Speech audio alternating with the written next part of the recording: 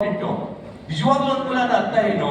3B ಅಂತ ಕೊಟ್ಟಾಗ ಅವರಿಗೆ ಅದನ್ನ ಸೇಲ್ ಮಾಡಬಹುದಾ, ಅದನ್ನ ಕಾವೇರಿ ತಂತ್ರಾಂಶ ಜೊತೆ ಇಂಟಿಗ್ರೇಷನ್ ಆಗುತ್ತಾ, ಆಮೇಲೆ ಅವ್ರು ಅದನ್ನ ಪ್ರಾಪರ್ಟಿನ ಮಾರಬಹುದಾ, ಅಬ್ಸಲ್ಯೂಟ್ ಪ್ರಾಪರ್ಟಿ ಡೀಡ್ ಅವರಿಗೆ ಸಿಗುತ್ತಾ, ಮಾಲೀಕತ್ವ ಪರಮಾವಧಿ ಅವರಿಗೆ ದೊರಕುತ್ತಾ, ನಿಜವಾಗ್ಲೂ ಅವರಿಗೆ ಬೆನಿಫಿಟ್ ಮಾಡ್ತಾ ಇದೀವಾ ಅನ್ನೋದು ಒಂದು ಫೋಕಸ್ ಮಾಡ್ಕೋಬೇಕಾಗುತ್ತೆ sir.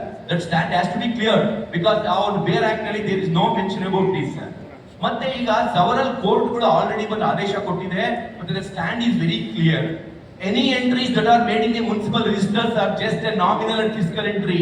It neither guarantees the rights of the property nor extinguishes the rights of the property. Whatever the entries that are made in the municipal register are done to collect the property tax and to provide the basic infrastructure facilities to the consumer. It no way guarantees the rights of the property.